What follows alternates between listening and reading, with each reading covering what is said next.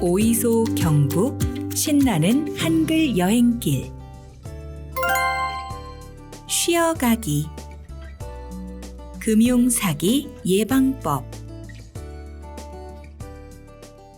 안녕하세요, 학습자 여러분. 저는 이번 시간 여러분과 함께 시간을 보낼 문해교사 정다은 선생님이라고 합니다. 반갑습니다. 여러분은 돈을 보내야 되는 상황이 생길 때 어떤 식으로 보내시나요? 예전에는 은행에 가서 돈을 직접 보내야 했지만 요즘은 스마트폰이 발달하면서 핸드폰으로도 돈을 보낼 수 있는 시기가 왔습니다. 그래서 그런지 이에 관련된 범죄 또한 증가하고 있는데요. 금융거래에서 사람들을 속이거나 착각하게 만들어 돈을 빼앗는 금융사기에서 어떻게 벗어날 수 있는지 같이 알아보도록 할까요? 금융사기 예방법에 대해 알아보기 전에 먼저 금융사기의 종류들에 대해 알아보고 가볼까요? 책 76쪽을 펴주세요. 금융사기의 종류. 금융사기의 종류는 크게 세 가지로 나눌 수가 있어요. 보이스피싱과 스미싱, 그리고 메신저 피싱입니다. 먼저 보이스피싱에 대해 살펴볼까요? 보이스피싱이란 전화로 불법적으로 개인정보를 빼내서 사용하는 범죄로 흔히 전화금융사기단이라고 불러요. 예를 들어, 안녕하십니까 고객님, 땡땡 은행에서 전화 드렸습니다. 지금 고객님 계좌에서 돈이 계속 빠져나가고 있어 연락드립니다.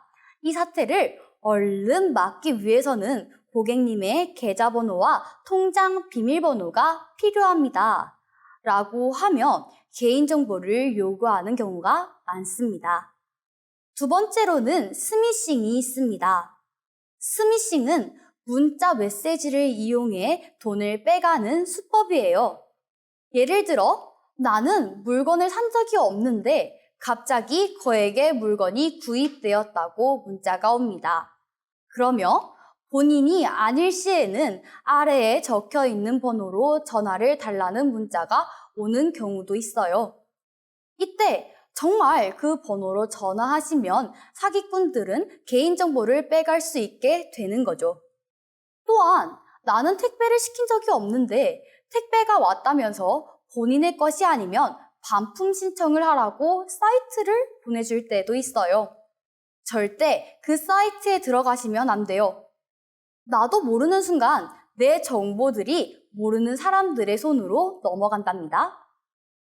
마지막으로는 메신저 피싱입니다.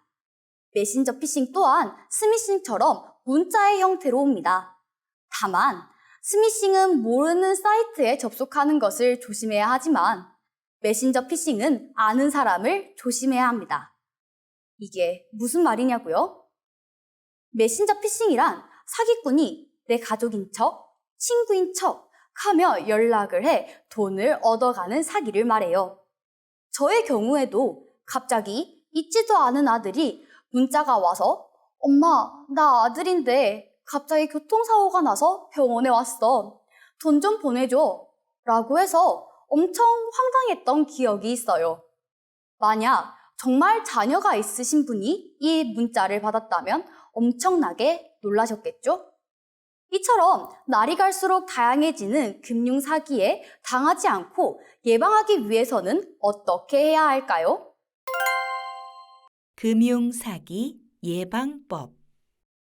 첫 번째로는 전화로 계좌 이체를 요구할 때는 반드시 의심해야 합니다. 어떠한 금융기관에서도 계좌 이체를 요구하지 않습니다. 그러니 전화를 끊고 나서 일을 진행해도 늦지 않아요. 두 번째로는 계좌 및 비밀번호는 절대 알려주지 말아야 합니다. 계좌번호와 비밀번호는 개인정보에 해당돼요. 아무리 가까운 사이라도 개인정보는 꼭 본인만 알고 있는 것이 좋습니다. 세 번째, 납치, 협박 전화가 온 경우 자녀에게 먼저 확인해야 합니다.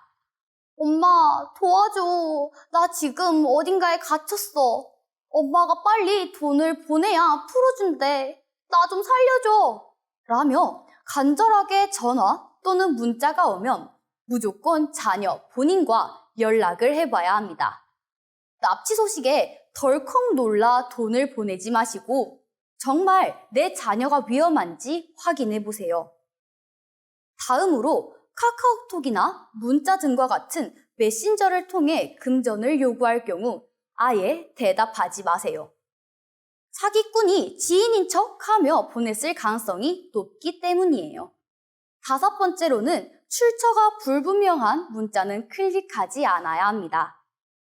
우리 모두 스미싱에 걸려들지 않게 모르는 번호로 온 낯선 사이트는 들어가지 맙시다. 마지막으로 금융사기가 의심될 때는 반드시 경찰에 신고해야 합니다. 지금부터 어떤 방식으로 경찰에 도움을 요청할 수 있는지 알려드릴게요. 만약 정말 불행히도 금융사기 범죄의 대상이 되셨다면 바로 112에 전화하셔서 피해 사실을 신고하셔야 합니다.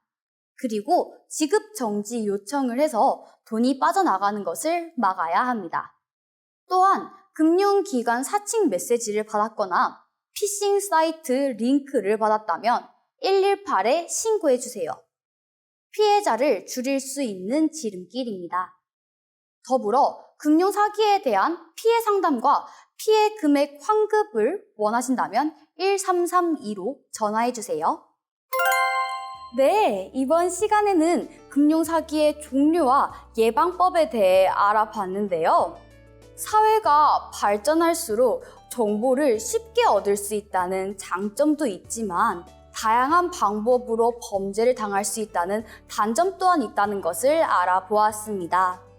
우리 모두 넘쳐나는 정보들을 건강히 다룰 수 있는 사람이 되길 바라며 오늘 수업 마치도록 하겠습니다. 우리 다음 시간에 만나요. 안녕!